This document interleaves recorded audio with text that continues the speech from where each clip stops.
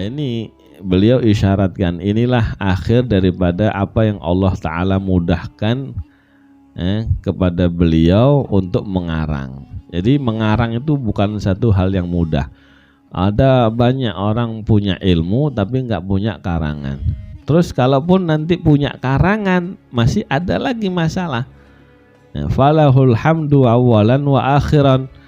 Maka kata beliau, falahu, maka miliknya Allah lah alhamdu, segala puja-puji, awalan, baik di awalnya, wa akhiran, maupun akhirnya, batinan, baik secara batin, wa zahiran, maupun secara zahir. Nah, beliau tidak merasa, oh ini saya bisa, ini bukan. Beliau ngerasa ini Allah yang ngasih kemudahan kepada saya, yang ngasih ilmu sama saya. Sudah punya ilmu, saya diberikan kemampuan, kekuatan, waktu untuk menyusun, mengarang. Masalah berikutnya, wa as'aluhu al-qabul. Saya minta kepadanya, minta kepada Allah al-qabula, moga-moga diterima sama Allah. Nah, wa kan Sayyidi Al-Habib Al-Qutub Abdul Qadir bin Ahmad As-Segaf, beliau pernah cerita di rekaman ceramahnya bahwa berapa banyak ulama itu punya kitab karya karangan tapi nggak qabul. Nah, nggak qabul ya bimana lam yantashir fil alam. Ilmunya nggak nyebar di alam ini. Ya. Seperti kata beliau tafsirnya Imam Al-Qudai. Al-Qudai ulama besar, ya, ulama abad 9-10. Nah, kalau nggak salah masih muridnya Imam Ibnu Hajar Al-Asqalani. Ya. Seangkatan sama Imam Sakhawi, seangkatan. Teman belajar ngarang tafsir 1000 jilid. Ngarang tafsir 1000 jilid, bayangin ilmunya beliau 1000 jilid. Tapi nggak ada orang yang kenal itu kitab tafsir. Nah, nggak dikasih qabul sama Allah. Sebab kata beliau li'annahu lam yajlis fi majalisi ahlil qabul. Sebab beliau nggak pernah duduk di majelisnya ulama-ulama yang dekat, yang diterima sama Allah. Jadi sebagaimana yang kita maklum ya, kalau kita kenal sama orang dekat, insya Allah bawa apa aja cepet gitu ya, bawa omongan cepet nyampainya, bawa titipan cepet nyampainya, karena punya kenalan orang dekat, orang dalam. Nah begitu juga kepingin kita punya amal, punya niatan itu dikabul ya, punya karya ilmiah, punya, nah harus kita hadir majelisnya ahlul qabul.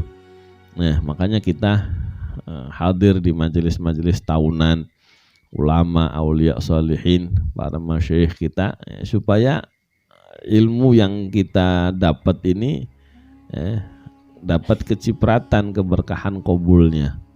Ya, itu satu. Terus qabul ini nanti ada juga istilah di tengah-tengah umat Islam.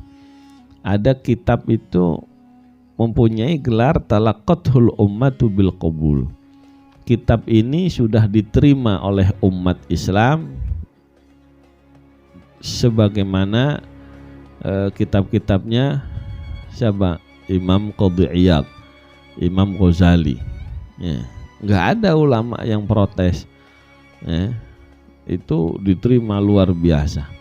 Bahkan yang protes pun mendapatkan teguran dari Allah Subhanahu wa ta'ala. Banyak kitab-kitab kayak begitu. Kitabnya Imam Nawawi, kitabnya Imam Syafi'i, ya, itu mendapatkan predikat talaqathul ummatu bil qabul, kitabnya Imam Bukhari. Nah, talaqathul ummah bil qabul. Nah, jadi nanti dalam perjalanan sejarah keilmuan itu ada ulama al-mustaqirrah, ulama yang mapan ya, keilmuannya, karya-karyanya diterima sama ulama yang lain.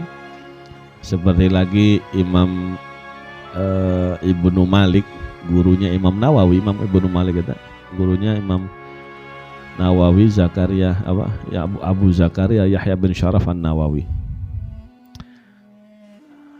Sebagian ulama bilang beliau sebenarnya bukan ahli nahwu. Kita kan taunya Alfiyah Ibnu Malik itu masalah nahwu. Ahlinya gitu sebenarnya ilmu qiraat. Nah, itu ulama yang ketuker.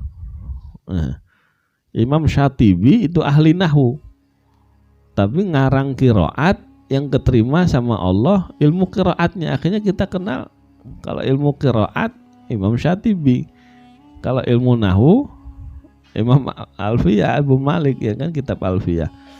Itu Masya Allah semua ulama ikut sama beliau. Banyak syarah hasyiah, syarah Alfiyah, syarah Ibnu Aqil, syarah Alfiyah, macam-macam, Audhul Masalik, macam-macam nama syarah Alfiyah kita punya, 10 lebih yang sudah kita temukan. Yang di maktabah ada 6 apa berapa itu. Itu syarah Alfiyah semua. Belum hasyiahnya. Nah, jadi kitab beliau ini diterima sama ulama, pengikutnya adalah para ulama. Gitu. Ada ulama al-qaliqah, ini ulama yang kontroversial. Nah, ini bilang oke, satu pihak bilang oke, satu pihak bilang no. Yang oke yang awam, yang receh, yang nggak tahu ilmu, yang nggak tahu apa, ya pokoknya ajib aja. Nah, pengikutnya ada juga orang awam, ibu-ibu, penggemarnya ada. Tapi ulama ngeritik, ya, ulama memberikan respon, membantah, ini macam-macam. Nah, ayo ikut yang mana kita kalau gitu? Ikut ulama yang diikutin ulama, atau ikut ulama yang diprotes ulama tapi diikutin ibu-ibu, mama? Ayo, milih yang mana? Mahasiswa pada ikut, orang-orang awam pada ngikut. Contoh ada yang apa, kitabnya masuk ke Indonesia, dipakai di universitas saja. Kitabnya Sayyid Qutb. Apa kitabnya Sayyid Qutb? Apa? Oi, Pak dosen. Tafsirnya Sayyid Qutb. Apa? Fi Dhilalil Quran itu. Tafsir Fi Dhilalil Quran. Nah, itu Masya Allah, orang pergerakan pasti seneng itu ya, membaca, yakni di bawah naungan Al-Quran. Kayaknya kalau membaca kitab itu, hidup kita itu seperti dinaungi Al-Quran. Praktek sehari-harinya itu nggak jauh dari pancaran cahaya Al-Quran. Tapi ternyata para ulama protes.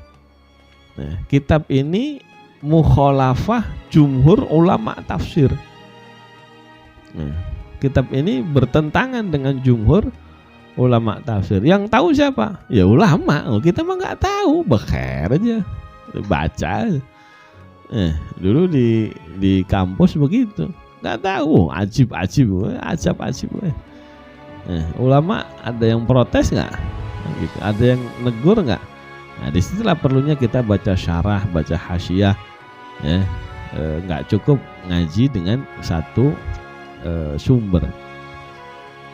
Itu minta beliau supaya kitabnya diterima sama. Jadi diterima itu artinya ya Allah menerima amal solehnya, kemudian dari diterima sama Allah baru diterima sama hamba.